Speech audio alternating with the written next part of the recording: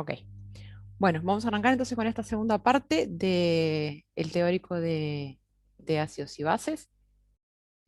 Y vamos de alguna manera a retomar un poquito con lo que dejamos la clase anterior. Habíamos visto en la clase anterior, creo que está la presentación. Ahí está. Habíamos visto algunas de las definiciones de ácidos y bases.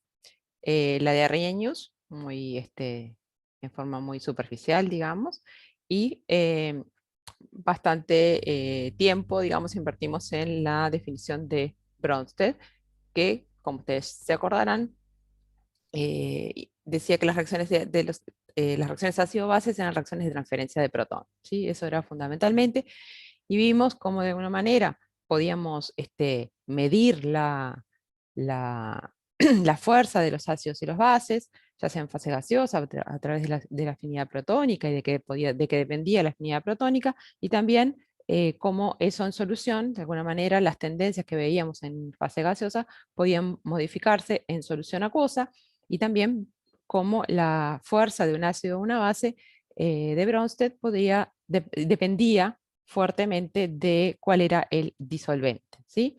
Y nos habíamos quedado en, en ver la acidez de los oxoácidos, ¿sí? Habíamos visto que dependía de dos grandes factores. Por un lado, la cantidad de grupos oxo que, que tenía el oxoácido, ¿sí? O sea, no, sin contar el oxígeno que está unido al hidrógeno, o sea, todos los demás son grupos oxo. Cuanto mayor, mayor el número de grupos oxo por efecto inductivo y por efecto de estabilización por resonancia de la base conjugada, el ácido iba a ser más ácido. Y eh, también hemos visto que dependía de la electronegatividad, ¿sí? Entonces, en esta tabla tenemos varios oxoácidos. Acá vemos de este lado, tenemos ácido fosfórico, sulfúrico, perclórico, que tienen distinta cantidad de grupos oxo. Esperen que hasta algo le sucede a esto. Que tienen distinta cantidad de grupos oxo, y por lo tanto vamos a tener, a medida que aumenta la cantidad de grupos oxo, vamos a tener mayor acidez, o sea, menor pK, ¿sí? ¿Cómo me doy cuenta que estos tienen distinta cantidad de grupos oxo, a pesar de que todos tienen 4 oxígenos en su fórmula? Por la cantidad de protones, ¿sí? De estos 4 oxígenos hay 3 que están unidos a protones, o sea, me queda un solo grupo oxo en el fosfórico, 2 en el sulfúrico, 3 en el perclórico, ¿sí? Aumenta la cantidad de grupos oxo, aumenta la acidez. Y después, para ácidos que tienen la misma cantidad de grupos oxo, por ejemplo, si comparo ácido nítrico y ácido sulfúrico, que los dos tienen 2 grupos oxo, me va a importar entonces la electronegatividad del átomo central, ¿sí? El nitrógeno más el electronegativo que el azufre, el ácido nítrico es más ácido, tiene un pK más negativo que en el caso del ácido sulfúrico. Entonces, en definitiva, la acidez de los oxoácidos va a depender, el pK va a depender del número de grupos oxo representado por esta N y la electronegatividad del átomo central, ¿sí? De los dos factores. Fíjense que la cantidad de grupos oxo está multiplicada por 5, o sea, es el factor que más pesa, en definitiva.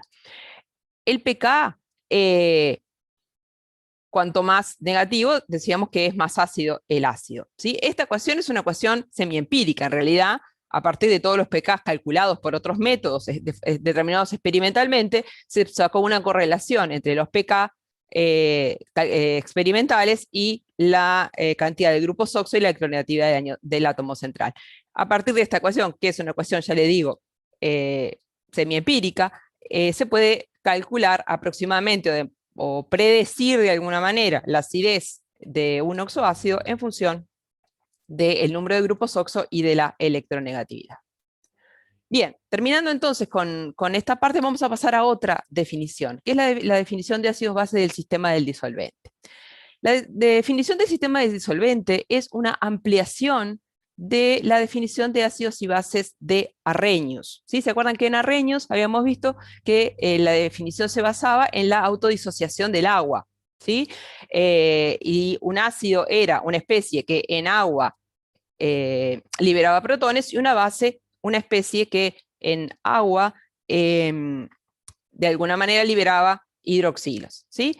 En el caso del sistema del disolvente, se basa exactamente en lo mismo, ¿sí? Un ácido sería una especie que aumenta la concentración característica del disolvente, en el caso del agua sería el protón o el hidroño, como quieran, y una base es una especie que aumenta la concentración del anión característico del disolvente. En el caso de Arrhenius, o sea, en el caso del agua, sería el hidróxido, ¿sí? El anión hidróxido. Entonces, de alguna manera, esta definición del sistema del disolvente es análoga a la de Arrhenius, pero ampliada al resto de los disolventes, ¿sí? Al resto no, a disolventes que también pueden autoionizarse, ¿sí? ¿Qué disolventes pueden autoionizarse? Ahí tenemos algunos ejemplos. El amoníaco, por ejemplo, se autoioniza para dar el ion amonio, que sería el catión característico de ese disolvente, ¿sí? Y lo mismo con el anión amiduro, ¿sí?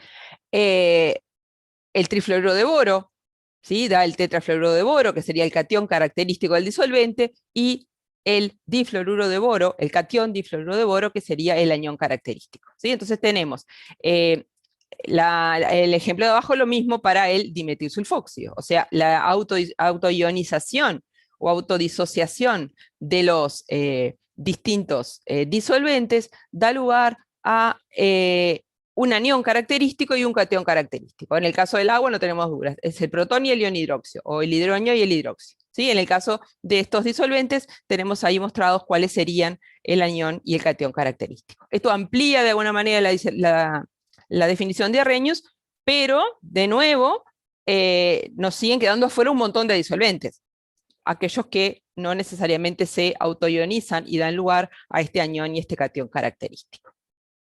Bien, vamos a ver algunos ejemplos entonces de ácidos y bases en el sistema del disolvente. Entonces, lo primero que tenemos que determinar es a cuál disolvente nos referimos, ¿sí? En amoníaco, ahí tenemos la autodisociación del amoníaco, que ya estaba escrita en la diapositiva anterior. El cloruro de amonio se va a comportar como un ácido. ¿Por qué? Porque cuando el cloruro de amonio se disocia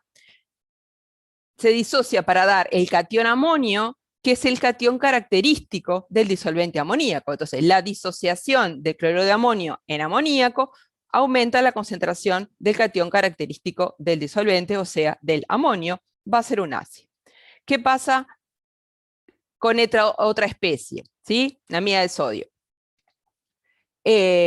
Tenemos que se disocia para dar el anión característico del disolvente. Fíjense, acá lo tenemos, ¿sí?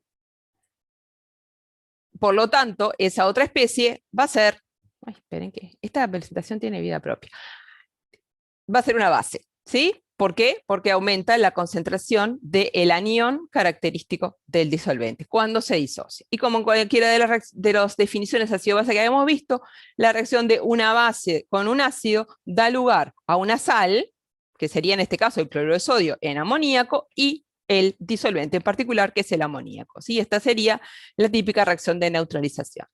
Pero la definición de ácido-base del disolvente ha sido ampliada, no solo a que cuando un compuesto al disociarse aumenta la concentración del catión o del anión característico del disolvente, sino también que cuando una determinada especie reacciona con el disolvente, cuando aumenta la concentración del anión característico del mismo, sería un ácido, y cuando aumenta la concentración del anión característico del disolvente sería una base. O sea, no solamente por disociación, sino también por reacción, que es el ejemplo que tenemos acá. Aquí tenemos el trifluoruro de bromo, ¿sí? La disociación del trifluoruro de bromo, como ya habíamos visto, y ahí tenemos el pentafluoruro de antimonio, que al reaccionar con el trifluoruro de bromo nos da esta especie, ¿sí? El catión difluoruro de bromo, que es el catión característico del trifluoruro de boro, o sea, sería un ácido desde el punto de vista del sistema del disolvente. Lo mismo con la base fluoruro, ¿sí? Que al reaccionar con el disolvente trifluoruro de boro aumenta la concentración del anión característico del disolvente. Muy bien, ustedes pensarán, ¿para qué sirve todo esto? Sirve porque el agua no es el único disolvente para química inorgánica, definitivamente se utilizan otros disolventes, y para todas las ramas de la química, y muchas veces en el trabajo en otros disolventes es necesario saber qué tipo de reacciones desde el punto de vista ácido-base se van a dar. ¿Para qué otra cosa es importante conocer esto del sistema del disolvente? Para, de alguna manera, conocer lo que se conoce como el efecto nivelador del disolvente, que lo vamos a ver en este ejemplo para el agua, pero después vamos a ver que se puede ampliar para los distintos disolventes, ¿sí? Fíjense lo que tenemos acá. Tenemos distintos ácidos, ¿sí? Y sus pKs. O sea, tenemos sus pKs, estamos hablando de agua, ¿sí? El ácido sulfídrico, el ácido fosfórico, ¿sí? Son ácidos que tienen pKs positivos, ¿sí? Por lo tanto, son ácidos que vamos a clasificar desde el punto de vista de Bronsted como ácidos fuertes o ácidos débiles. Débiles. Débiles. Y el sulfúrico, el clorhídrico y el perclórico, todos con pKs negativos, cada vez, ¿sí?, más fuertes, ¿sí? En este caso, la acidez iría desde el sulfídrico al perclórico en esa dirección. Muy bien. Fíjense lo que sucede. Tenemos acá la concentración de protones de la misma concentración de estos ácidos, ¿sí? ¿Qué es lo que nosotros sabemos? Si yo tengo un ácido fuerte, la concentración de protones de una solución de ácido 0,1 molar va a ser 0,1 molar, ¿sí? Definitivamente. ¿Por qué? Porque estos ácidos son ácidos fuertes y van a estar totalmente disociados, como se muestra acá, ¿sí? En definitiva, ¿esto qué quiere decir? Que cuando yo tengo un ácido que es fuerte, lo que yo voy a tener, esta especie, la especie ácido, no va a existir en solución. Lo que yo voy a tener solamente es el catión característico del disolvente, o sea, solamente el hidrógeno en solución. ¿Eso qué quiere decir? Que independientemente cuál sea de estos el ácido más fuerte, su efecto va a estar nivelado por la concentración del catión característico del disolvente, o sea, del catión hidrógeno. ¿Qué quiere decir eso? No importa, no puedo saber si el perclórico, independientemente de que si el perclórico es más fuerte que el sulfúrico, si yo tengo una concentración 0,1 molar de ácido perclórico, voy a tener 0,1 molar de protón, y la tengo de sulfúrico, tengo igual 0,1 molar de protón. ¿Me explico? El disolvente, de alguna manera, nivela, ¿sí?, la acidez de los ácidos que son más fuertes. O sea, el ácido más fuerte en un determinado disolvente es su catión característico. Y lo mismo pasa con las bases. Cuando yo tengo ácidos que son débiles, de alguna manera la acidez puedo diferenciar su acidez en función de la concentración del mismo catión característico. Pero cuando los ácidos son fuertes, ¿sí?, más fuertes que el catión característico, no los puedo diferenciar, y eso se le llama efecto nivelador del disolvente, ¿sí? ¿Entienden? Por más que yo quiera decir que los ácidos esos son todos más ácidos, en definitiva, la acidez que yo veo es la del hidrógeno, que es el catión característico del agua, porque van a estar totalmente disociados para dar ese catión, ¿sí? ¿Qué es lo que pasa en otros disolventes? Vamos a tener distintos rangos de alguna manera, de K sub A o K sub B de los ácidos y las bases, que van a poder ser diferenciados en ese determinado solvente según su acidez o su mayor acidez o basicidad, dependiendo de cuál sea la constante de autoionización. Por ejemplo, acá tenemos el rango ácido-base en agua, ahí lo tenemos, va a ir desde el catión característico, desde la acidez del catión característico, que es el hidrógeno, ¿sí?, hasta el anión característico. Todas las especies que tengan K sub A o K sub B acá en el medio van a poder ser diferenciadas, va a poder existir un efecto diferenciante de su acidez en agua. Todos los que estén por fuera de acá están nivelados, ¿sí? Vamos a ver nosotros en solución la misma acidez de todos, independientemente de su valor de K sub A o de K sub B, vale para los dos lados. Sin embargo, si yo hago este mismo ejercicio, pero en ácido acético, ¿sí? El rango de Kasubas que yo voy a poder diferenciar es diferente, ¿sí? Porque va a estar entre la Kasub-B del acetato y la Kasub-A del ácido acético, ¿sí? Del ácido acético protonado, digamos. En definitiva, estos ácidos que en agua yo no podía diferenciar, sí los voy a poder diferenciar en ácido acético, ¿sí? Y lo mismo si lo pienso en amoníaco, ¿sí? Se me corre el rango de estabilidad respecto a el agua hacia el lado de las bases. Y si hubiera incluido yo en esta diapositiva, por ejemplo, el dimetilsulfóxido, que tiene una constante de disociación de 37, el rango que el dimetilsulfóxido puede funcionar como solvente de alguna manera que puede diferenciar distintas acideces o basicidades es mucho más grande que en el caso del agua, que tiene una KW de 14, una constante de disociación de 14. ¿Sí? Muy bien. ¿Qué otra moraleja tiene esto que estamos viendo del efecto nivelador del disolvente?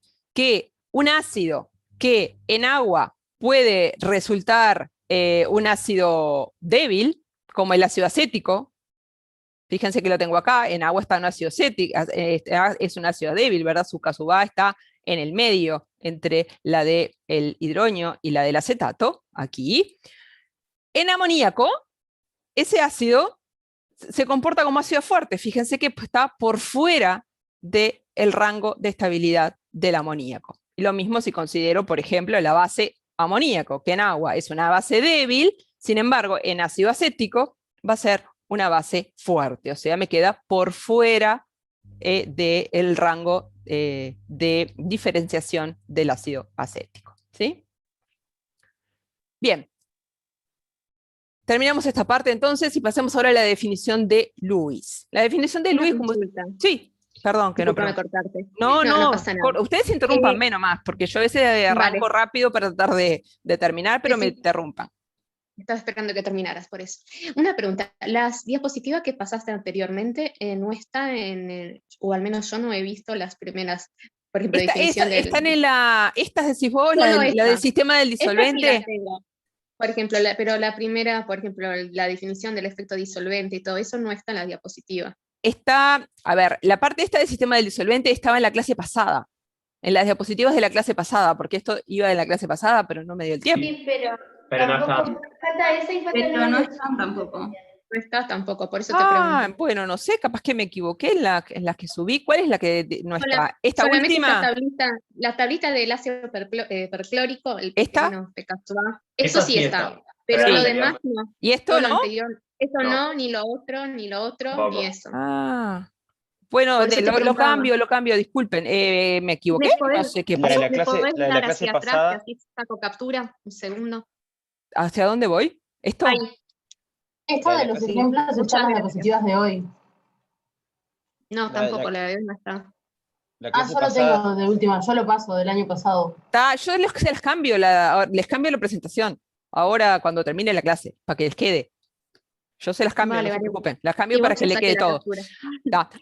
A veces me sucede, les debo reconocer, que agrego alguna cosa para no haber visto. Cuando me pongo a repasar la clase, digo, esto estaría bueno en aquella figura que viene acá el libro, y la corto y la pego. Y de repente, como yo colgué antes la presentación, no la tiene. Acá capaz que me olvidé de poner alguna diapositiva en algún lado, porque como me quedaron las clases cortadas, pero yo se las acomodo ahora. Después de que termine la clase, bajo lo que está y pongo lo que va, lo que realmente va. ¿Está? Vale, gracias. De nada. Muy bien. Pasemos entonces a la definición de Lewis. En la definición de Lewis, vieron que es bastante viejita también, no es que sea una definición mucho más moderna. Es un poco posterior a la de Bronsted. De hecho, fue prácticamente simultánea, pero no empezó a tener importancia hasta cerca de la misma fecha, más o menos. En la definición de Lewis, en realidad, lo que intenta hacer Lewis es, de alguna manera, incluir en su definición de ácido base especies que habían quedado fuera en la definición de Bronsted, porque la definición de Bronsted mejoró respecto a la de Arrhenius, que no se necesitaba que fuera que el disolvente fuera agua, servía para disoluciones en cualquier disolvente, también en fase gaseosa.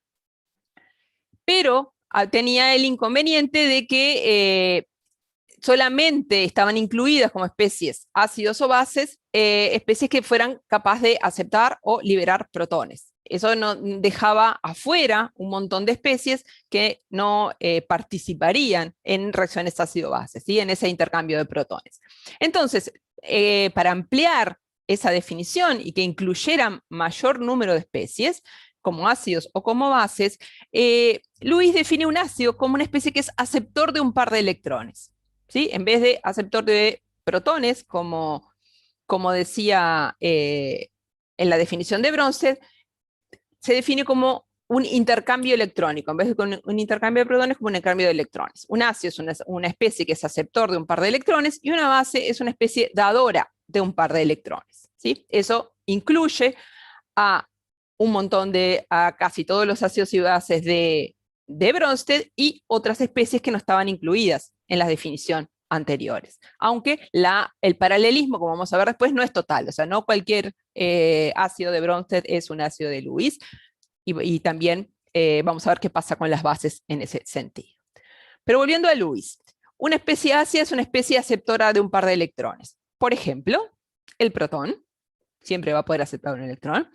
Un ion cargado positivamente, o sea, un catión, cualquier catión siempre va a poder aceptar un par de electrones, pero no solamente estas especies cargadas positivamente van a poder aceptar un par de electrones, sino también especies que sean deficientes en electrones, por ejemplo, los compuestos de boro, ¿sí? Que no completan el octeto, es una especie que definitivamente le falta un par de electrones.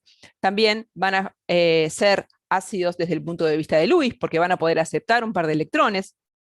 U otras especies, como esta que tenemos acá, que, por ejemplo, los aluros de los elementos más pesados del bloque P, que al poder expandir su octeto, o sea, el trifluoruro de silicio tiene su octeto completo, pero como es un metal que puede expandir su octeto relativamente pesado, puede aceptar más pares de electrones para transformarse en esta especie compleja, ¿sí? Y por lo tanto también es un ácido de Lewis, ¿sí? Simplemente para darles algunos ejemplos de a qué nos referimos con una especie que pueda aceptar un par de electrones. Y ahí abajo están las bases, ¿sí? Las bases van a ser aquellas especies que puedan dar un par de electrones. Por ejemplo, un anión, cualquier anión. Y dentro de las especies neutras, aquellas que tengan pares de electrones no enlazantes. Ahí les puse dos ejemplos clásicos, como el agua y el amoníaco, ¿sí? Que tienen ese par de electrones que va a poder actuar, hace que esas especies actúan como bases desde el punto de vista de Lewis. Muy bien. ¿Cómo es una reacción ácido-base de Lewis? Dijimos que era la reacción entre una especie capaz de aceptar un par de electrones y una especie base capaz de donar ese par de electrones. Y que se va a formar como producto lo que vamos a llamar un aducto de Lewis, o un aducto ácido-base. También se llama, lo van a ver en algunos libros, le llaman complejo. Nosotros le vamos a llamar aducto para no entreverarlo con los complejos o compuestos de coordinación, que de hecho son aductos de Lewis, ¿sí? Pero nosotros lo decimos concretamente a algunos aductos de Lewis, le llamamos complejos. En esa reacción, en una reacción ácido-base de Lewis, por ejemplo, esta que tenemos acá, el ácido trifluoruro de boro va a reaccionar con la base amoníaco para dar el aducto que ustedes ven ahí, ¿sí? El amoníaco es la base porque aporta su par de electrones que vemos ahí al ácido, que es el trifluoruro de boro, que es un ácido, ¿por qué? Porque el boro es una especie deficiente en electrones. Y ahí tenemos otras reacciones de tipo ácido-base de Lewis. Fíjense en esta, ¿sí? Tenemos el agua, reacciona con un protón para dar el hidrógeno. El agua sería la base o el ácido de Lewis. La base. La base de Lewis, porque él tiene sus pares no enlazantes, como aquí se muestra. El protón sería el ácido de Lewis y el hidrógeno sería el aducto correspondiente. Esta reacción ácido-base de Lewis es también una reacción ácido-base de Bronsted, ¿verdad? Porque corresponde a la transferencia de un protón. El agua, que es la base de Bronsted y también la base de Lewis, ¿sí? Es la que acepta el ácido de Bronsted o el ácido de Lewis protón. En definitiva, para formar el aducto, que sería el hidrógeno, que a su vez es el ácido conjugado desde el punto de vista de Bronsted, de la base agua. En definitiva, el agua es una base de Bronsted y también es una base de Lewis. Y no solo el agua, sino todas las bases de Bronsted son bases de Lewis. ¿Por qué? Porque si pueden aceptar un protón, quiere decir que tienen un par de electrones no enlazantes para donar, ¿sí? Pero fíjense lo que pasa con el hidronio. El hidronio es un ácido de Lewis, un ácido de Bronsted, ¿verdad? Porque es la base conjugada, es el ácido conjugado, perdón, del agua, ¿sí?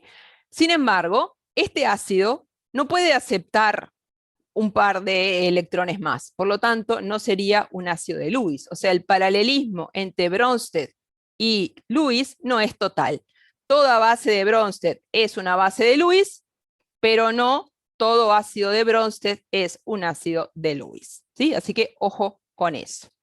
Bien, acá abajo otro ejemplo de otra reacción de Lewis, características, que es la formación de un ion complejo. Tenemos el ácido de Lewis, níquel 2, un metal, un ion metálico cargado positivamente, la base de Lewis amoníaco, que es la que aporta los protones para dar la formación de este aducto, que sí nosotros le llamamos complejo, ¿sí? Es un ion complejo, pero es un aducto desde el punto de vista de Lewis. Bien, hay distintos tipos de reacciones ácido-base de Lewis, ¿sí? Una de ellas es la que llamamos reacciones de desplazamiento, donde tenemos un aducto ácido-base de Lewis, este que mostramos acá, que reacciona con una segunda base de Lewis para dar un intercambio de bases. Hay una competencia en estas bases, si la reacción está desplazada a la derecha, se va a formar un nuevo aducto, que es este que tenemos aquí, ¿sí? Del ácido de Lewis con la base B', ¿sí? Hay un desplazamiento de una base por otra. Y acá tenemos algunos ejemplos. Acá tendríamos la base nitrato, que está unido al ácido protón, y la base amoníaco, ambas compitiendo por el protón. Si esta relación está desplazada a la derecha, se va a formar este nuevo aducto, que es el aducto entre el amoníaco y el protón que se llevó el nitrato. Fíjense que esta también es una reacción ácido-base de Lewis, pero también es una reacción ácido-base de Bronsted, porque acá se está transfiriendo un protón desde la base nitrato hacia la base amoníaco. Otro tipo de reacciones de desplazamiento de este tipo, que nosotros en química de coordinación llamamos reacciones de sustitución, es cuando yo tengo un ion complejo formado, o sea, un aducto formado por un ion metálico rodeado de distinto número de bases de Lewis, por ejemplo, aguas, en las cuales algunas de ellas, una o más, se sustituyen por otra base de Lewis, por ejemplo, amonio, para dar lugar a este aducto nuevo, ¿sí? Estas son reacciones típicas de lo que llamamos reacciones de desplazamiento. Pero también tenemos reacciones ácido-base de Lewis, que son las que llamamos reacciones de intercambio o metátesis, donde ahí tenemos, en vez de tener un aducto y una base que compite por el ácido, y una segunda base que compite por el ácido, vamos a tener dos aductos, ¿sí? Cuyas ácidos y bases se van a intercambiar si esta reacción está desplazada a la derecha, o es favorable en ese sentido. Acá tenemos, por ejemplo, esta reacción donde hay un intercambio de las distintas bases, o sea, de la base cloruro y la base hidróxido, que sería la que contiene el agua, desde un ácido hacia el otro. Y lo mismo acá, ¿sí? Tenemos estos haluros de mercurio y de berilio que van a intercambiarse el ácido con la base para formar dos aductos nuevos, ¿sí? Esas serían entonces reacciones de intercambio o metátesis.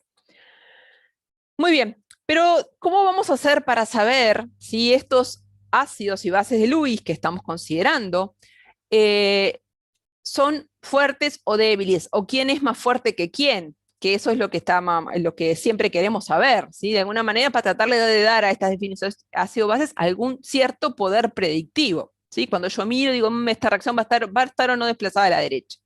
¿De qué va a depender entonces la fuerza de un ácido y de una base de Lewis?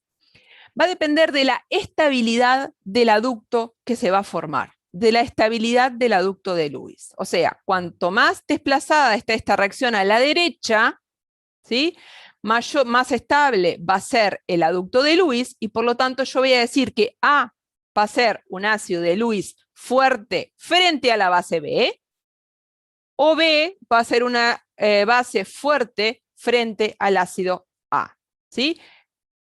No puedo independizar en absoluto de qué ácido y de qué base estoy hablando. O sea, A, si esta constante es grande, A va a ser un ácido fuerte respecto a esta base B, o B una base fuerte respecto a este ácido A. No puedo decir A es fuerte o B es fuerte, independientemente de que, del ácido o la base al cual los esté enfrentando, ¿sí? En eso tenemos que tener mucho cuidado, como lo teníamos que tener en las definiciones anteriores, pero en muchas de las definiciones anteriores nuestra base era el agua, entonces a veces decimos fuerte y débil porque estamos pensando en la base agua, ¿sí? En el caso de Lewis, acá la base puede ser cualquiera, el ácido puede ser cualquiera, y esta constante es lo que va a determinar la estabilidad del aducto y por lo tanto la fuerza de ese ácido y de esa base, ¿sí? Como siempre, es muy común expresar esas constantes de equilibrio como pK, entonces cuanto más negativo, o sea, cuanto más chico, más negativo, o positivo y chiquito sea ese pK, más estable va a ser el aducto, más fuerte va a ser el ácido frente a esa base o la base frente a ese ácido. Una cosa importante de esto que tiene que ver con la estabilidad del aducto, y es que todo esto funciona muy bien, y está bien, lo definimos así, pero tenemos que tener en cuenta que estamos hablando de fase gaseosa, ¿sí? De estas reacciones en fase gaseosa. ¿Por qué? Porque cuando yo tengo un disolvente, esta reacción deja de ser esta misma, así de sencilla, el ácido con la base para dar el aducto. Porque, por ejemplo, muchos de los disolventes comunes son bases de Lewis. El agua es una base, el amoníaco es una base, el dimetilsulfóxido es una base, ¿sí? El metanol es una base de Lewis, ¿verdad?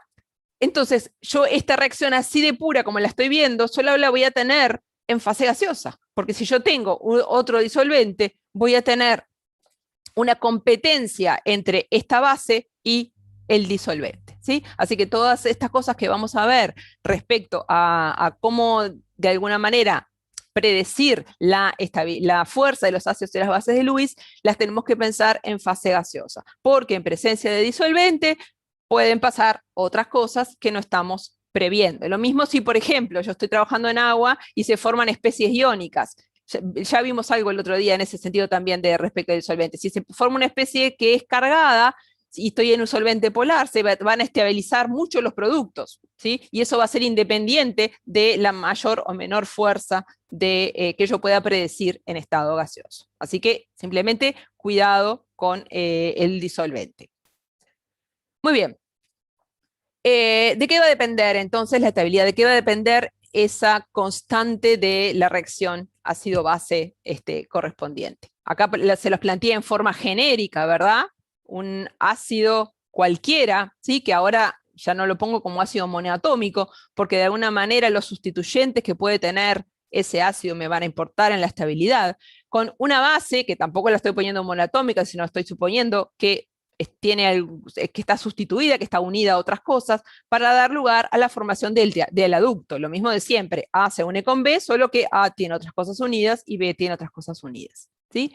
En definitiva, la constante de equilibrio de esta reacción, y por lo tanto la fuerza de los ácidos y las bases, va a depender de la naturaleza del enlace entre A y B, ¿sí? De la naturaleza, del tipo de enlace y de la fuerza de ese enlace, que ahora vamos a ver cómo de alguna manera podemos predecir o tratar de ver la naturaleza de ese enlace, del enlace que se forma en el aducto.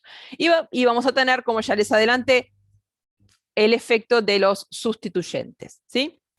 Y el efecto de los sustituyentes va a ser en dos grandes grupos, en realidad, tres. Efectos estéricos, que van a ser los de repulsión frontal y posterior, que son los que vamos a ver, efectos que tienen que ver con la distribución en el espacio de esos sustituyentes, tanto en los ácidos como en las bases, del efecto inductivo, que ya vimos un poco, hablamos un poco del efecto inductivo en el caso de la afinidad protónica, y también el efecto de resonancia, que también algo hemos hablado respecto a la estabilidad cuando vimos ácidos y bases de Bronsted. Muy bien, vamos a ver cómo es la naturaleza de ese enlace que se va a formar, ¿sí? La teoría de Lewis dice que la formación del aducto ácido-base de Lewis se va a formar por el solapamiento de un orbital vacío del ácido de Lewis y un orbital que es el que contiene el par de electrones de la base de Lewis. O sea, la formación del aducto ácido-base de Lewis, digamos, lo podemos incluir dentro del modelo covalente del enlace, ¿sí? Y en particular del modelo de orbitales moleculares. El orbital vacío del ácido, ¿sí?, que va a participar en la formación del aducto con la base es lo que llamamos el LUMO, es el orbital vacío de menor energía. LUMO por sus siglas en inglés. Y el orbital de la base que va a participar en este solapamiento, ¿sí?, en la formación del aducto, va a ser el HOMO, que es el orbital ocupado de mayor energía, que es donde va a estar el par de electrones, ¿sí? Porque una base determinada va a tener muchos electrones, y los que van a participar en la formación del aducto con el ácido van a ser de ellos los que se encuentran en el orbital molecular de mayor energía. Y un ácido A va a tener muchos orbitales vacíos, muchos, infinitos orbitales vacíos, pero el que va a participar en la formación del aducto va a ser el de menor energía. ¿Sí? Y acá tenemos el diagrama de orbitales moleculares que se formaría, ¿sí? El HOMO de la base, que tiene el par de electrones, con el LUMO del ácido, que está vacío, van a dar lugar a dos orbitales moleculares, uno enlazante y uno antienlazante. Como vimos en la teoría de orbitales moleculares, cuanto menor sea la energía del orbital enlazante o mayor sea la separación, esta como quieran verlo, más estable va a ser el aducto que se forma, ¿sí? Porque los electrones pasan de estar en este nivel de energía a un nivel energéticamente favorable, que es el del orbital enlazante. El orbital antienlazante va a estar siempre vacío, ¿sí? La naturaleza de este enlace y la fuerza de este enlace va a depender, como siempre, que como vimos en orbitales moleculares, va a depender del tipo de orbital, del número cuántico, de la energía de ese orbital, por lo tanto de su número cuántico principal, y también de la simetría, ¿sí? No cualquier orbital se puede combinar, se puede solapar de forma eficiente con cualquier orbital. Eso lo vimos en la teoría de orbitales moleculares y vale exactamente para la formación de los aductos de Lewis. Cuanto mayor sea la diferencia de energía entre este HOMO y este LUMO, mayor contribución iónica va a tener ese enlace. O sea, nosotros podemos de alguna manera describir la formación del aducto de Lewis en el marco de la teoría de orbitales moleculares, o sea, en el marco del modelo covalente, sabiendo que si hay una gran diferencia de energía entre los orbitales atómicos que se están combinando, este aducto puede llegar a tener una alta contribución iónica, ¿sí? O sea, lo podemos ver desde el lado covalente, pero teniendo en cuenta que también va a tener contribución iónica. Muy bien. Profe, una pregunta ahí. Sí. En la transparencia. ¿El humo siempre está por arriba del HOMO o eso no? Sí, el humo siempre está por arriba del HOMO. Todo bien, gracias. Profe, una consulta. Sí.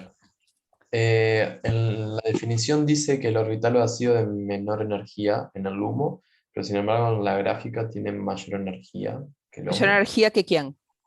Que el HOMO. Porque este es el HOMO de la base y este es el LUMO del ácido. Sí. O sea, el LUMO es el orbital no ocupado de menor energía del ácido.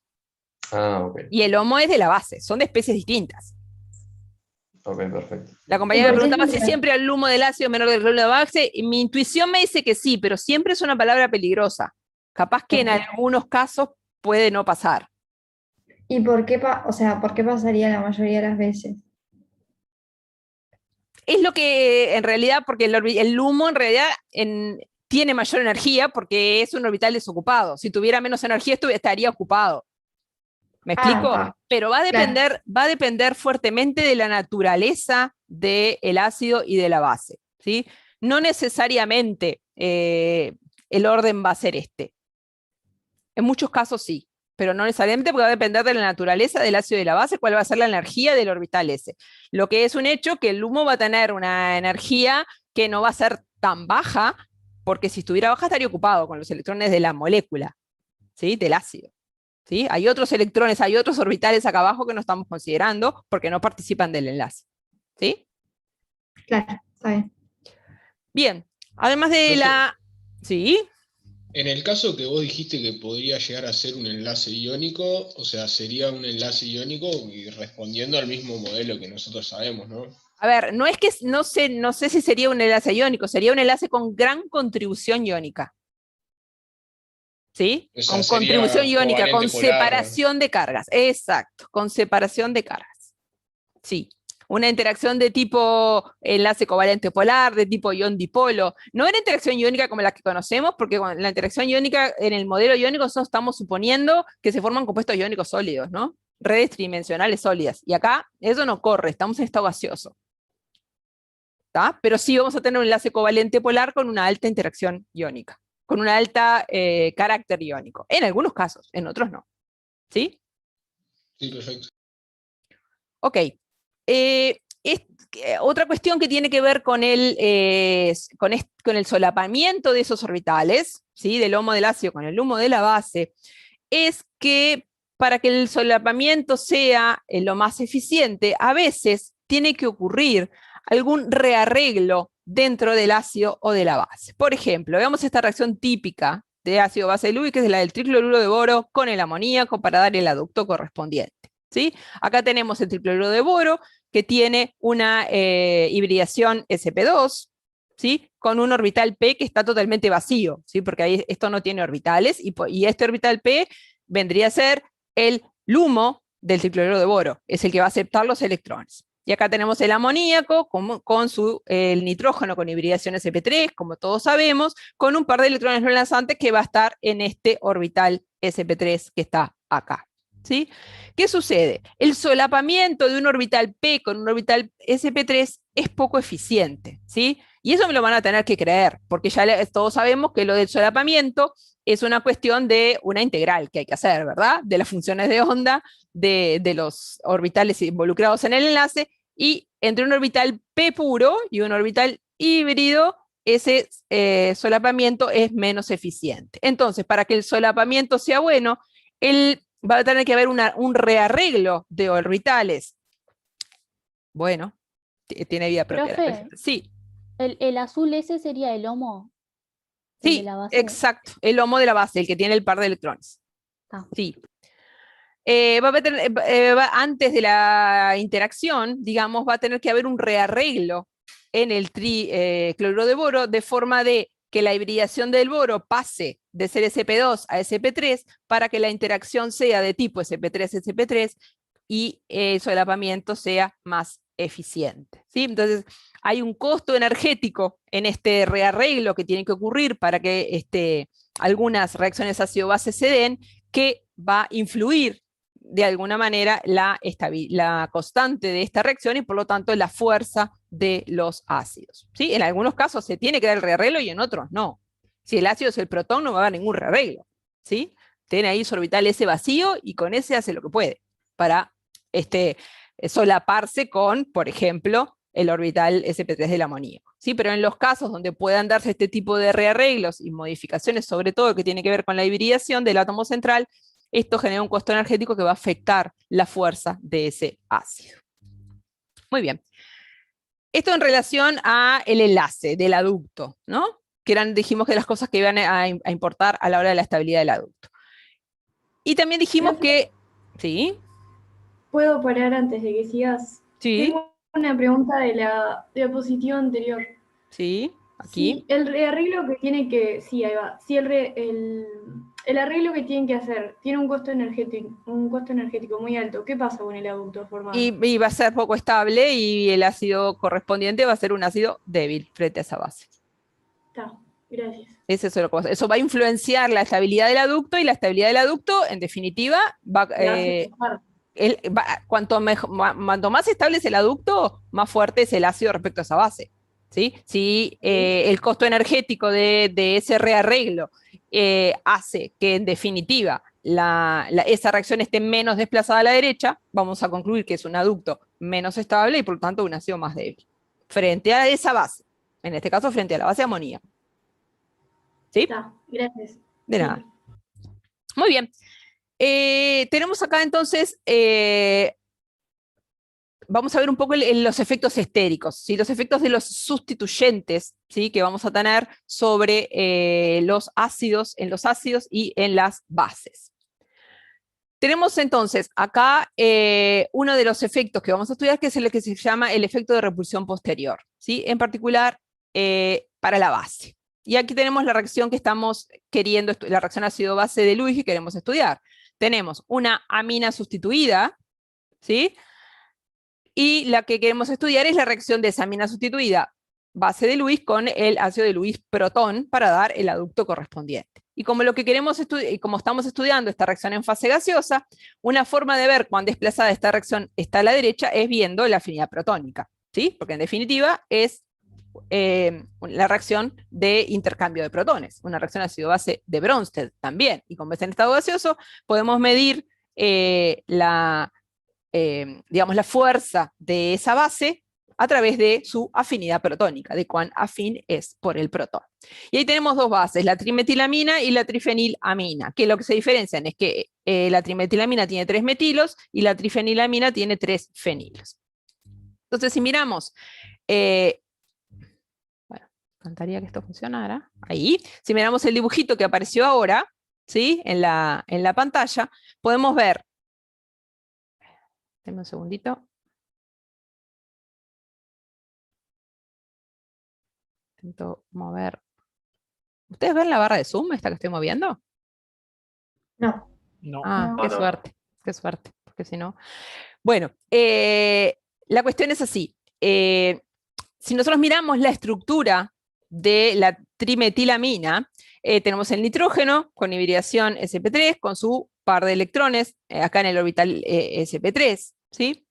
Pero si miramos, y un ángulo que es cercano al correspondiente a un octaedro regular, que sería 109,5, ahí dice 110,9, hay cierta repulsión, pero muy pequeña entre los sustituyentes, que hace que esto casi sea un octaedro regular, ¿sí? En realidad es una pirámide, ¿sí? Pero la distribución de los electrones sí sería lo que correspondería a un octaedro.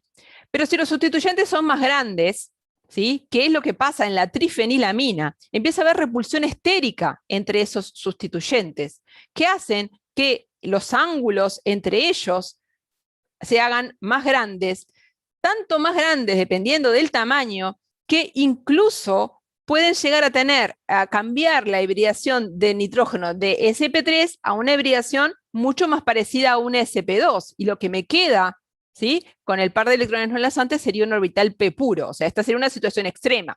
En la trifenilamina estaríamos acá, en orbitales que ya no tienen tanto carácter P, ¿sí? Y van a empezar a tener más carácter S, los orbitales que forman los enlaces, y el orbital ese que va a participar en la formación del aducto, tiene mayor carácter P y no tanto carácter híbrido. Y como dijimos, que el solapamiento es mejor entre un orbital sp3 con otro sp3 y nu de un sp3 con un P, ¿sí? Cuando yo tengo este orbital, que es el que va a participar en la formación del aducto, que tiene mayor carácter P, voy a tener una afinidad protónica menor. O sea, la base trifenilamina es una base más débil frente al protón que la trimetilamina. Y la razón es este efecto estérico que se llama de repulsión posterior. ¿Sí? ¿Se entendió?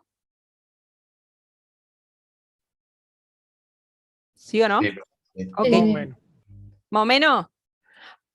Explico de vuelta.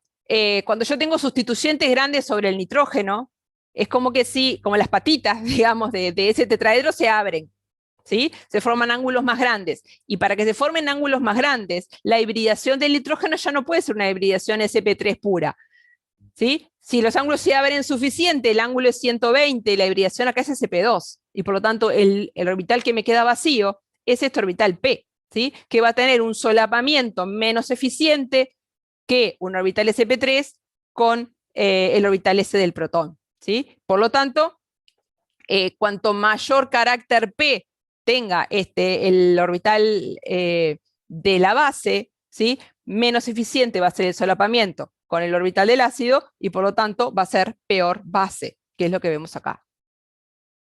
¿Sí? Esto es, por eso se llama efecto de repulsión posterior de la base, ¿sí? Porque es la base la que va a tener este problemita.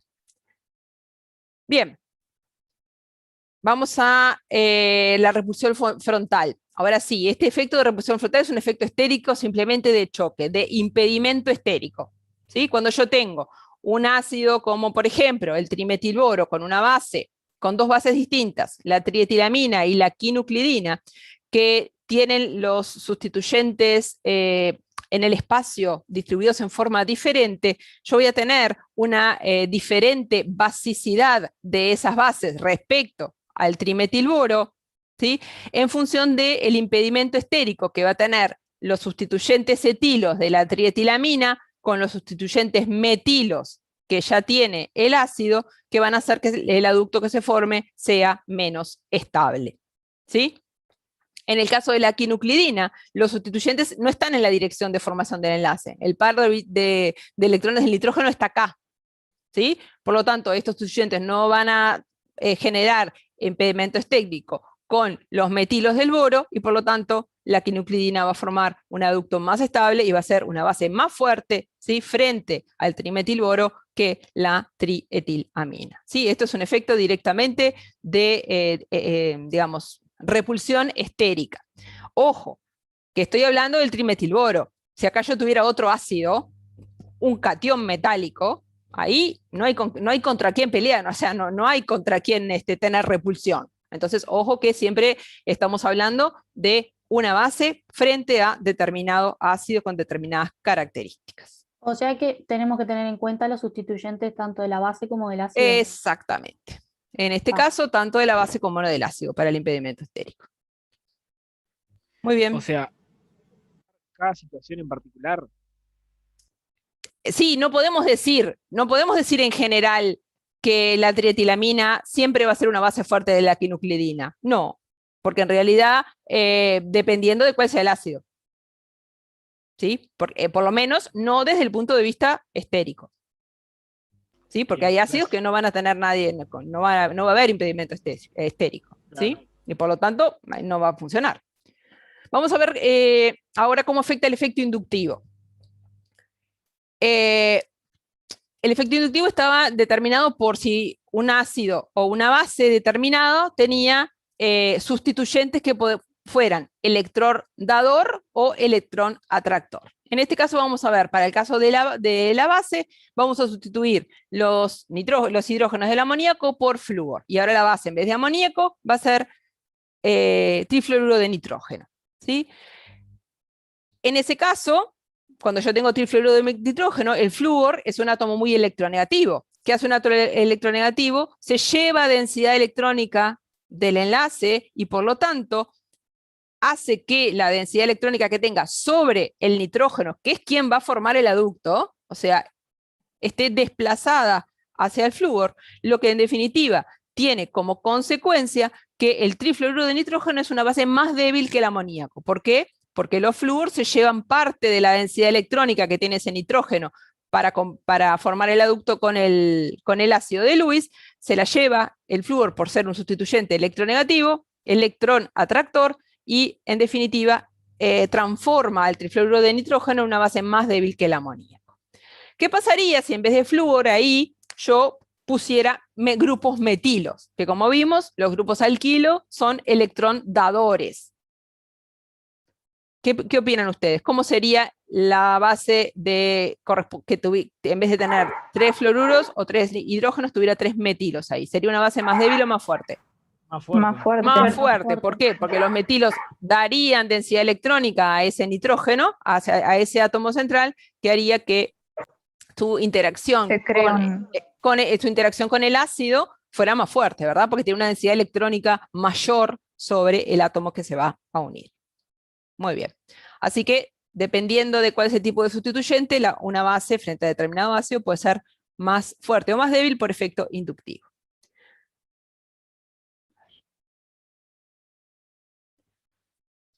Bueno, ¿qué pasa con los ácidos? Pasa lo mismo. Acá tengo la reacción de siempre, el tricloruro de boro con el amoníaco, pero si sustituyo los cloruros del tricloruro de boro por grupos alquilo, que son electrón dador, ¿qué es lo que sucede? Cuando yo tengo grupos alquilos, estos grupos alquilos me van a donar densidad electrónica sobre el boro y de alguna manera van a compensar la falta de electrones que tiene el boro, que no completa su octeto, ¿sí? Y eso va a hacer que se transforme en un ácido más débil, en un peor ácido, ¿sí? Porque ya su deficiencia electrónica está parcialmente compensada por el efecto inductivo de estos metilos. Entonces, en la base, la sustitución por un grupo electrón dador daba lugar a una base más fuerte. En el ácido da lugar a un ácido más débil. ¿Y qué pasa ahora si sustituyo en el ácido por un grupo electrón atractor? O sea, un átomo electronegativo, como es en el caso de flúor. ¿Qué pensaríamos que tendría que pasar? Tendría que pasar lo contrario, ¿verdad? Tendríamos que tener al tener un sustituyente que desplaza la densidad electrónica del boro hacia sí, el boro tendría que transformarse en un mejor ácido. Pero eso no es lo que sucede, porque se suma el efecto inductivo, sigue existiendo, pero existe un efecto que es preponderante sobre el efecto inductivo, que es el efecto de resonancia, como dice ahí en el título. ¿Y qué es el efecto de resonancia? En el trifluoruro de boro, ¿sí? Tenemos el orbital P vacío, y cada uno de estos átomos de flúor, cada uno de ellos tiene 3 pares de electrones no enlazantes. Entonces, la falta de electrones, la deficiencia electrónica del boro, se compensa en la propia molécula por la formación, como se ve acá, de un enlace doble flúor-boro, ¿sí? Que a su vez resuena, ¿sí?, a lo largo de los 3 átomos de flúor, si tengo estas formas resonantes. Y eso hace que el trifluoruro de boro, como dice ahí, sea un ácido más débil que el tricloruro de boro. ¿Por qué? Porque cuando yo en vez de flúor tengo cloro, ¿sí?, la formación de ese enlace pi, la interacción pp-pp, o sea, la interacción de este enlace, que en definitiva compensa parcialmente la deficiencia del boro, es menos favorable. ¿Por qué? Porque para que 2 átomos interactúen en simetría pi, esos tienen que estar cerca, ¿verdad? ¿Sí? La distancia de enlace tiene que ser pequeña, si no, la interacción en simetría pi, si el átomo es más grande, es poco favorable, ¿sí? Entonces, al bajar en el grupo, como aumenta el tamaño del halógeno, disminuye la capacidad del halógeno de formar ese enlace múltiple con el boro, y por lo tanto voy a tener este orden de acidez. O sea, el trifluoruro de boro va a ser el menos ácido de todos. ¿Por qué? Porque es el que va a formar el enlace pi más doble, que va a compensar la deficiencia electrónica del boro, y cuando yo bajo, ese enlace se va volviendo cada vez más débil, ¿sí? ¿Por qué importa la formación de este enlace? Que no lo dije, porque cuando esto se va a unir con el amoníaco, ese enlace se tiene que volver a romper, ¿sí? Porque el boro no va a expandir su octeto, ¿sí? Cuando está el enlace múltiple, el doble formado, ya tiene el octeto completo, ¿sí? Cuando va a formar el aducto con la base de Lewis, el amoníaco, por ejemplo, ese enlace doble tiene que volverse para atrás, ¿sí? Si yo tengo un enlace doble que es fuerte, esa vuelta para atrás del enlace doble va a ser desfavorable y hace que el trifluoruro de boro sea, de todos los haluros de boro, el más débil, y se sigue el orden del tamaño del halógeno, ¿sí? Entonces, ojo acá, tenemos 2 efectos superpuestos, ¿sí? El efecto de resonancia o de retrodonación, que también lo pueden ver escrito así, sumado al efecto inductivo. Pero si el orden de acidez es este que sea abajo, el efecto que gana es el efecto de retrodonación, porque el efecto inductivo va para otro lado. No quiere decir que no exista, existe igual, pero el efecto preponderante y que determina la acidez de los haluros de boro es el efecto de resonancia o retrodonación. Muy bien, acá tenemos un ejemplo de lo que yo les decía, que ojo cuando yo hablo de basicidad más ácido o más básico, o más fuerte o más débil, una base de Lewis, siempre tiene que ser respecto a qué ácido, ¿sí? Fíjense, acá tengo el trimetilnitrógeno, ¿sí? En una reacción ácido-base con un aducto que tiene amoníaco y un ácido A, que puede ser trimetilboro o triterbutilboro, ¿sí? Si el ácido A es trimetilboro, el delta G de la reacción es negativo, como dice la tabla, y por lo tanto esta reacción está desplazada a la derecha, ¿sí? Entonces, si yo quiero comparar la fuerza de la base amoníaco con la fuerza de la base trimetil nitrógeno frente al ácido trimetilboro, voy a decir que la base trimetil amino, ¿sí? Esta base es más fuerte frente al trimetilboro que el amoníaco. ¿Por qué? Porque esta reacción está desplazada a la derecha, o sea, este aducto es el más estable. Eso estaría de acuerdo con que tengo acá efecto inductivo de los metilos que hacen que esta base sea mejor. Estaría de acuerdo con eso. Pero fíjense qué me pasa si el ácido, las bases son las mismas. Si el ácido en vez de ser trimetilboro es triterbutilboro, el efecto inductivo sigue estando. Sin embargo, esta reacción está desplazada para este lado. Si el ácido es triterbutilboro, el amoníaco, ¿sí?, es una base más fuerte que la base nitrogenada sustituida por metilos, ¿sí? Y eso, ¿con qué está relacionado? El efecto inductivo sigue existiendo para la base, pero ¿con qué está relacionado? Con la presencia de estos grupos terbutilo, ¿sí?, que son grupos grandes que, en definitiva, generan impedimento estérico entre los metilos, ¿sí?, y los grupos terbutilos, que hacen que esta base, que por efecto inductivo debería ser más fuerte, sea más débil que el amoníaco, ¿sí? Entonces, ojo cuando comparo. Los efectos se me suman y dependiendo cuál sea el ácido o cuál sea la base, puede ser uno o el otro el efecto preponderante. Muy bien. Todo muy lindo con la definición de ácidos y bases de Lewis. Podemos tratar de, en algunas situaciones, predecir cuando son cosas medias parecidas, ¿verdad? Cuál ácido podría ser más fuerte o cuál base puede ser más fuerte, teniendo en cuenta lo que dijimos, los efectos de, inductivos, estéricos, de retrodonación, etc. Pero, en definitiva, no somos capaces de, simplemente mirando una reacción, saber cuál ácido es más fuerte o más débil que otro. Para tratar de subsanar este problema de la escala de acidez de los ácidos de Lewis, Arlen-Chat y Davis clasificaron a los ácidos de Lewis en dos categorías, ¿sí? Los ácidos clase A, ¿sí?, que están formados por el protón, los metales electropositivos, los iones metálicos de metales electropositivos, como alcalinos y alcalinoterrios, los metales 3D livianos en estados de oxidación relativamente altos.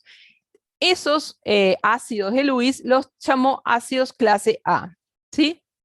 Y los clase B son también cationes metálicos que tienen bajos estados de oxidación, en este caso, tamaños más grandes, mayor cantidad de electrones D, porque están al final de la serie.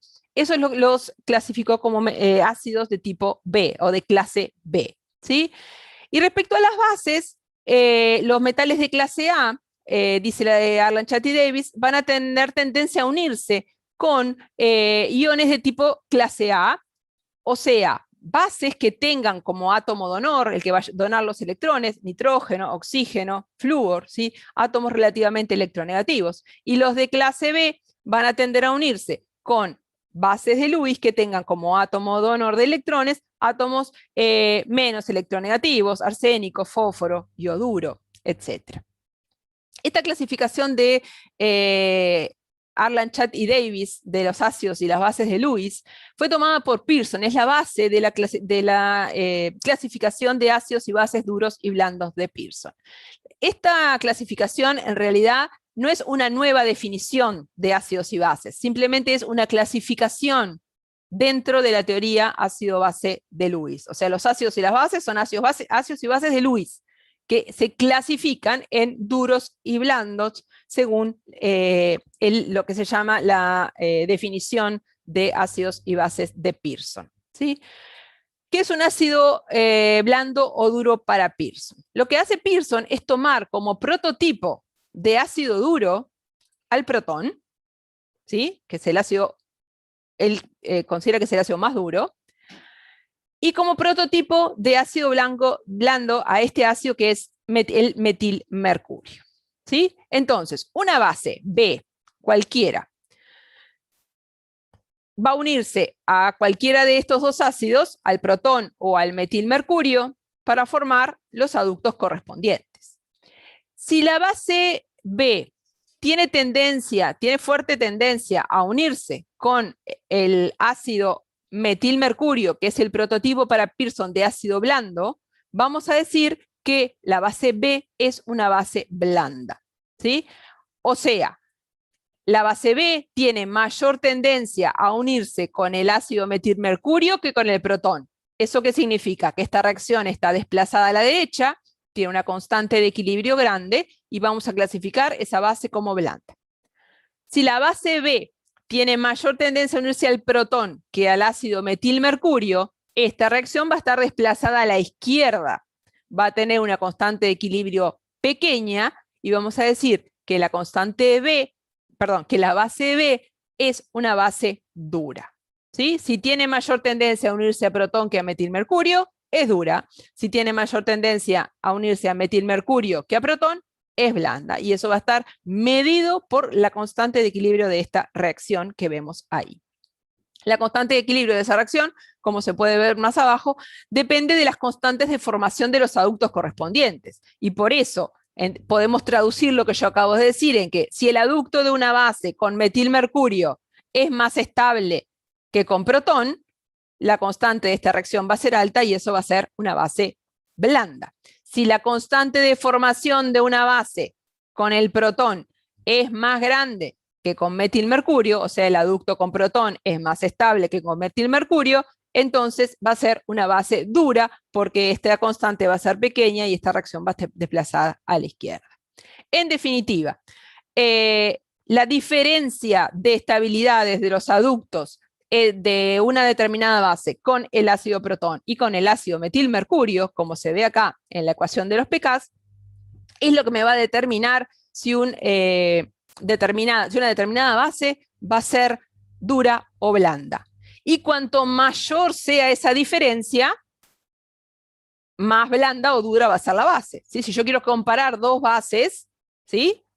La que tenga el aducto más estable con metilmercurio respecto a protón va a ser blanda. Pero si yo tengo dos blandas, la que tenga mayor diferencia entre las estabilidades del aducto con metilmercurio y con el protón va a ser más blanda, ¿sí? Es un poco trabalenguas esto por ahora, pero vamos a ver unos ejemplos más adelante que les van a hacer que les quede más claro, ¿sí? Pero en definitiva, se clasifican las bases, en duros o blandos según la estabilidad relativa de los aductos que formen con protón y con metilmercurio. Muy bien. En definitiva, entonces, una base dura va a ser una base que forma aductos más estables con protón que con metilmercurio, y la base blanda, una base que forma aductos más estables con metilmercurio que con protón. Y un ácido duro va a ser un ácido que se comporta similar al protón, que es el prototipo, según Pearson, de ácido duro, y que se va a corresponder con los ácidos de tipo clase A de la clasificación de Arland-Chatty-Davis. Y un ácido blando va a ser un ácido que tiene un comportamiento químico similar al del ion metilmercurio. ¿Por qué? Porque para Pearson el ion metilmercurio es el prototipo de ácido blando. Los que se comporten parecidos van a ser ácidos blandos y esos se van a corresponder con los ácidos de tipo clase B de la clasificación de Arland-Chatty-Davis. Vamos a tratar de ver ahora, de alguna manera, qué naturaleza química tienen esos ácidos duros y blandos, ¿sí? Y acá tenemos una tabla muy limitada, porque solo hay algunos ácidos y bases, ¿sí? Y están clasificados en duros, blandos e intermedios, ¿sí? Va a haber algunos ácidos y bases que esa constante de la reacción que vimos anteriormente no va a ser ni muy grande ni muy chica, y por lo tanto no va a haber una clara clasificación de esos ácidos y bases en claramente duros o claramente blandos, ¿sí? Pero para algunos sí, y acá hay algunos ejemplos, ¿sí? Como vimos, fíjense que los ácidos duros son ácidos que están fuertemente cargados, o también, por ejemplo, son los haluros de boro, también son ácidos duros, todos los haluros del grupo 13, por lo menos los más livianos, ¿sí? Y los ácidos blandos son los que son cationes en bajo estado de oxidación, grandes, con muchos electrones D, algunos carbenos, etc. Después vamos a tener una serie de ácidos que son intermedios. Las bases, lo mismo que vimos en la clasificación. Van a ser bases duras, las bases muy cargadas, las que van a formar el aducto con el ácido a través de átomos muy electronegativos, como el nitrógeno y oxígeno, el fluoruro, el cloruro, ¿sí? Y van a ser blandas las que formen el aducto a través de átomos menos electronegativos, como azufre, fósforo, etc. ¿Sí? Y vamos a tener otras que son claramente intermedias. Bien, vamos a ver en definitiva, esa descripción es bastante general, la que hicimos recién, ¿verdad? De los ácidos bases duros y blandos. Lo importante es, para tratar de saber, para clasificar, yo miro un ácido y digo, ¿y esto será duro o blando? Algún criterio que podamos tener, ¿sí? Como criterio para tener un ácido duro, vamos a tener, va a tener que ser si son especies cargadas, si son especies cargadas, van a ser cationes chicos y muy cargados. Cuanto más chico y más cargado sea un catión, más duro va a ser, ¿sí? Y por ejemplo, los haluros de boro, que son ácidos de Lewis relativamente fuertes, también van a ser clasificados como ácidos duros, ¿sí? Aquí tenemos algunos ejemplos de cationes chicos o muy cargados, o ambas cosas. Un ácido blando, ácidos blandos van a ser, por ejemplo, los cationes grandes y de carga pequeña, ¿sí? Con muchos electrones D, ¿sí? Por ejemplo, que sean muy polarizables, ¿sí? Las dos cosas, las que sean cationes grandes y tengan, por ejemplo, muchos electrones D, va a ser que sean polarizables, o sea que su nube electrónica sea deformable, a pesar de que son cationes, ¿sí? Pero también tienen una nube electrónica fácilmente deformable. Y las bases duras van a ser aniones pequeños, poco polarizables, ¿sí? Como el óxido, el fluoruro, o si son moléculas neutras que tengan átomos donores muy electronegativos, como nitrógeno u oxígeno. Las bases blandas van a ser en general aniones grandes y muy cargados, con nubes electrónicas muy polarizables, aniones grandes y cargados polarizables, o si no, moléculas neutras que tengan átomos donores poco electronegativos. Por ejemplo, la fosfina, que tiene el átomo donor fósforo, ¿sí? Así que eso en grandes números respecto a la mayor o menor blandura de los ácidos y las bases. Y acá tenemos en la tabla periódica una clasificación muy general de dónde estarían, ¿sí? Los ácidos más blandos o más duros. Fíjense que me dijimos que los cationes metálicos de alcalino-térreos, ¿sí? Van a ser ácidos duros. Los de metales de transición en bajo estado de oxidación del principio de la serie también van a ser ácidos duros. Los que tengan boro, aluminio, galio del grupo 13, que dijimos que eran deficientes en electrones, o los haluros de silicio, de germanio, todos esos van a ser ácidos duros, los lantánidos, los actínidos, ¿sí? Que son no tan chicos, pero relativamente cargados. Y los ácidos más blandos van a ser los cationes de mayor tamaño, al final del bloque D, en bajos estados de oxidación, y con un número grande de electrones D que hacen que sean cationes polarizables, ¿sí? En el medio vamos a tener algunos que están tachados, ¿sí? Que es, por ejemplo, el hierro. El hierro en estado de oxidación 3 es un ácido duro de Pearson, pero en estado de oxidación 2 es intermedio, ¿sí? Entonces, dependiendo del estado de oxidación para los metales del bloque D, puedo tener mayor o menor dureza. Cuanto más cargado, más duro va a ser el catión metálico. Y lo mismo con el caso de las bases, ¿sí? Las bases más duras van a ser las que corresponden a los átomos más chicos y más electronegativos, ya sea formando aniones o como átomos donores de una molécula neutra. Y las bases más blandas van a ser aquellas que tengan átomos donores de baja electronegatividad o que sean aniones muy polarizables, ¿verdad? O sea, muy grandes. Vengo hacia abajo, sí. ¿Donor y dador es lo mismo? Es lo mismo, átomo donor o átomo dador, es el que dona los electrones para formar el aducto, ¿sí? Por eso le llamamos átomo dador o donor. ¿Sí? Pues yo tengo una molécula neutra como el agua, el hidrógeno no corta ni pincha ahí. El átomo donor, ahí el que va a formar el aducto es el oxígeno, ¿sí? A eso es lo que yo me refiero. Lo mismo el amoníaco, por ejemplo. Muy bien, algunos ejemplos que nos van a permitir de alguna manera intuir dentro de especies químicas de naturaleza similar cuál va a ser más duro o más blando. Y ahí les puse algunos ejemplos. Por ejemplo, la dureza de los haluros, ¿sí? Tiene ese orden, o sea, el fluoruro es el más duro de todos, más que el cloruro, más que el bromuro, más del yoduro, ¿sí? En ese orden disminuye la dureza de, por supuesto, son aniones, así que son bases de Lewis. ¿Por qué les parece, en función de todos los que hablamos, que la dureza tiene esa variación?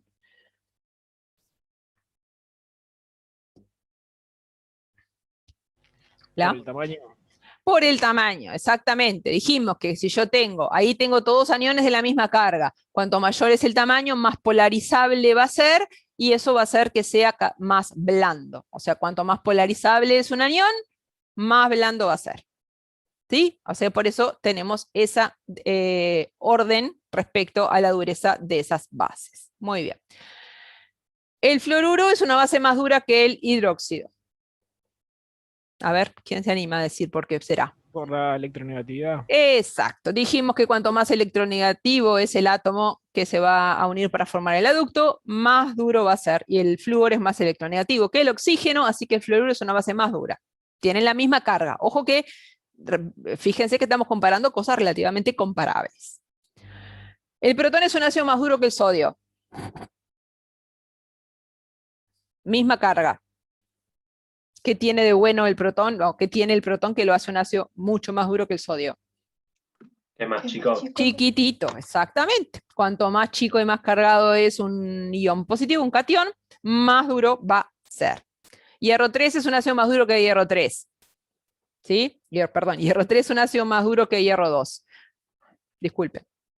Ahí tenemos el efecto de la carga. En el de arriba, en el protón, cuando comparo con protón con sodio, veo el efecto del tamaño del catión para el ácido. En el caso de hierro 3 con hierro 2, el hierro 3 es un ácido más duro porque es más cargado. ¿Sí? Cuanto más chico y más cargado, más duro es un catión.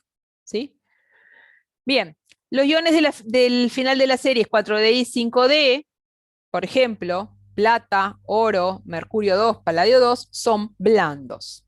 ¿Sí? Esto, como dijimos recién, está relacionado con que tienen números electrónicos que son polarizables. ¿Por qué? Porque tienen muchos electrones D y además tienen un gran tamaño. Entonces su nube electrónica, a pesar de que es un catión, es polarizable y eso hace que sean cationes blandos. ¿Sí?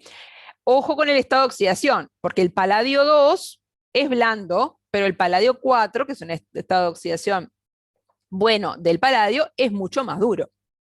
¿Sí? Entonces, cuando digo los iones del final de la serie 4D y 5D, no en cualquier estado de oxidación. ¿Sí? En estados de oxidación bajos van a ser blandos, y cuando mayor el estado de oxidación, menos blandos van a ser, o más duros, como le quieran llamar. ¿Sí? Muy bien. ¿Qué dice en definitiva de lo que se llama el principio de Pearson? Que los ácidos duros van a tender a combinarse con bases duras, o sea, a formar adductos estables con bases duras, y los ácidos blandos van a preferir las bases blandas. Eso es lo que se conoce como principio de Pearson, que en realidad no es ni más ni menos que escribir con palabras lo que se observa experimentalmente. ¿Sí? No es ni una explicación, ni tiene que ver con la estructura química, sino tiene que ver con, eso es lo que se observa. ¿Sí?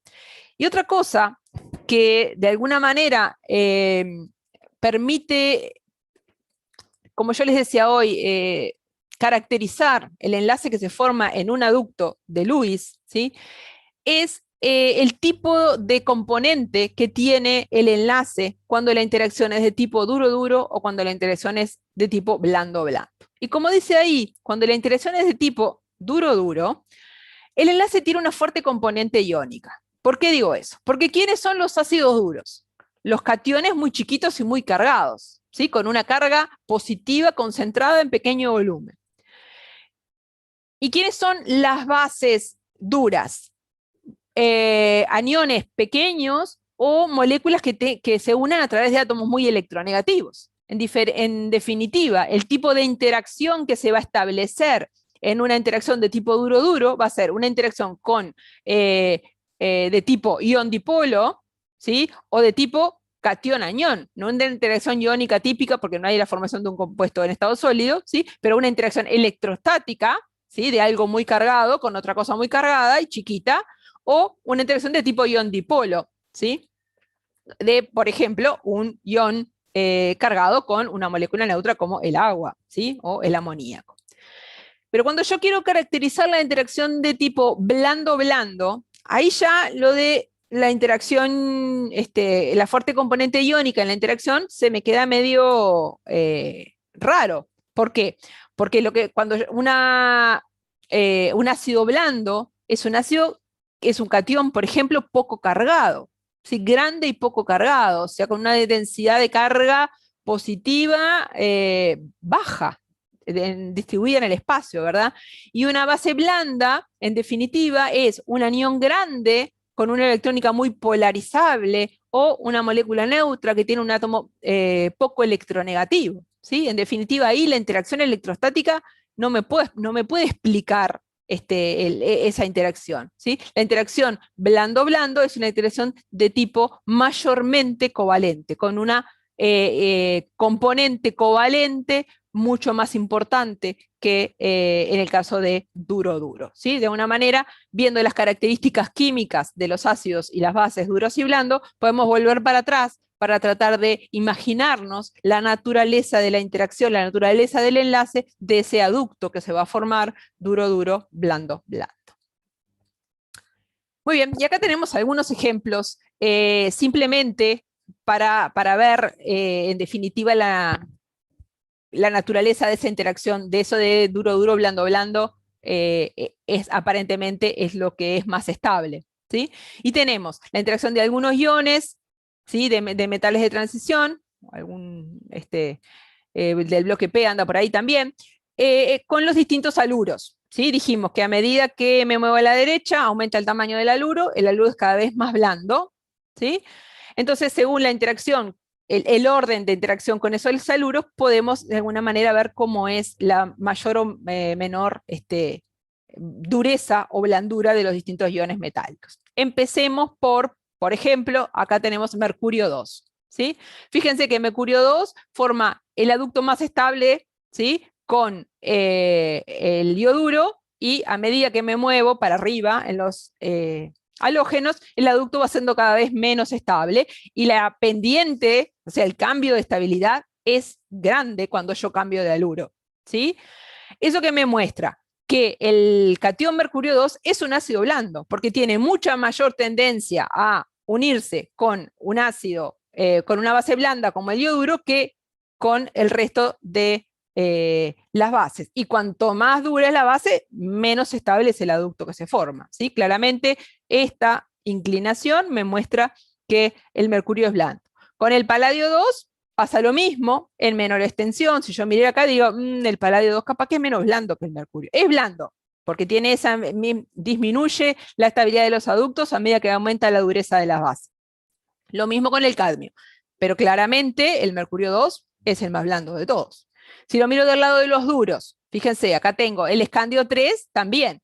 El aducto más estable que forma es con el fluoruro, que es la base más dura. A medida que se ablanda la base, el aducto que se forma es cada vez menos estable, ¿sí? Lo que me puede llevar a pensar a mí que el escandio 3, el aluminio 3 y el indio 3 son ácidos duros. O sea, las pendientes también son grandes. O sea, cambia mucho cuando cambia la dureza de la base.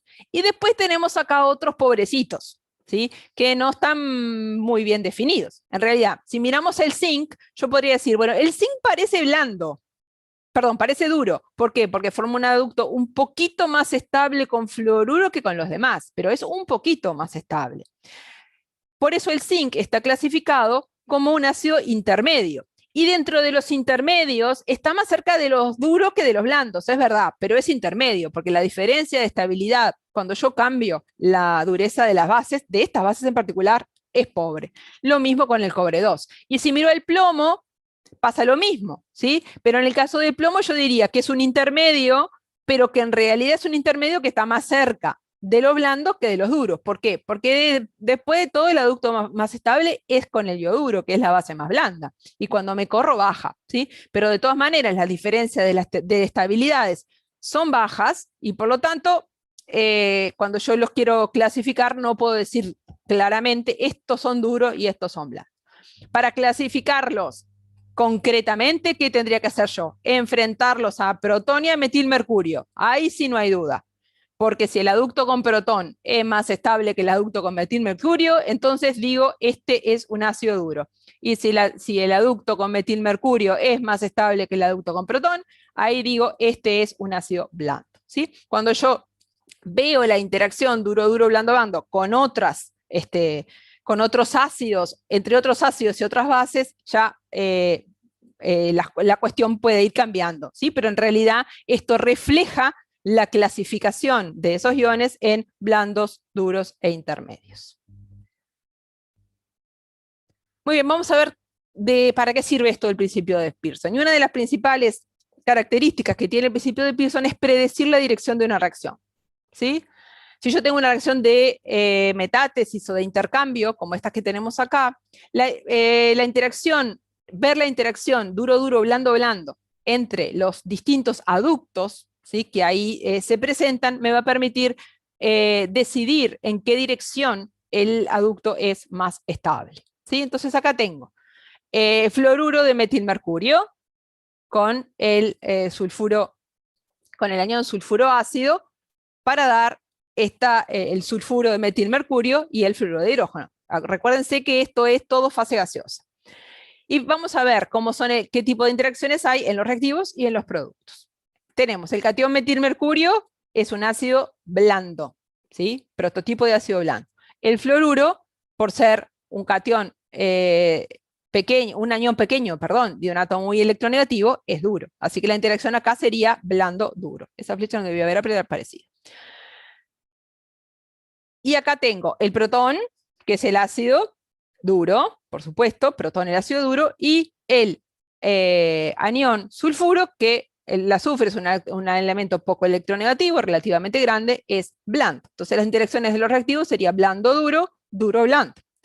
En los productos tengo el azufre blando y el metilmercurio blando, me queda blando-blando, protón duro, fluoruro duro, duro-duro. Si nosotros miramos esto así, diríamos claramente que esta reacción tiene que estar desplazada a la derecha según el principio de Pearson, porque Pearson dice que la interacción más estable va a ser la duro-duro, blando-blando, ¿sí? Si hacemos lo mismo con el resto de los iones, vamos a poder intentar predecir cómo es la reacción. Pero lo importante es que cuando yo comparo dos aductos, lo importante es encontrar el ácido más duro de todos los que hay y la base más dura de todos los que hay. Y la dirección donde se está uniendo el ácido más duro con la base más dura, y por lo tanto el ácido más blando con la base más blanda, esa va a ser la dirección de la reacción, ¿sí? Entonces yo acá tengo cobre 1 y cobre 2. ¿Cuál es más duro? ¿Cuál es más duro? Cobre 2. Cobre 2. Cobre 2. Ahí va. Y las bases tengo sulfuro y óxido. ¿Cuál es más dura? Óxido. Óxido. Entonces, el catión más duro, que es el cobre 2, va a tender a unirse con la base más dura, que es el óxido. O sea, esta especie va a ser la más estable. O si quieren esta, que es que el ácido más blando, que es cobre 1, está unido con la base más blanda de las dos, que es el azufre 2. Entonces, no importa si la reacción es necesariamente como la de arriba, que es clarísima, de un lado hay duro, blando, y la otra blando, blando, duro, duro. Hay reacciones en las que a veces no es tan claro cuál es blando y cuál es duro, y algunos son intermedios. Entonces, ¿para dónde agarro? No importa, yo no tengo que clasificar. Tengo que decidir de los ácidos que hay cuál es el más duro, y de las bases que hay cuál es la más dura, ¿sí? Y la reacción va a estar desplazada hacia donde la base más dura esté unido con el ácido más duro, o el ácido más blando con la base más blanda. En este caso sería para este lado. En este caso acá, de nuevo, tengo hierro 2, hierro 3, y el cianuro, que es una base blanda, con el cloruro, que es una base relativamente dura o intermedia. De nuevo, se va a desplazar de forma donde yo tengo el catión más duro con la base más dura con el ácido más duro. Bueno, chicos, se nos terminó la clase. Vamos a tener que seguir un ratito. Nos comemos un pedacito de la clase que viene para terminar, ¿está?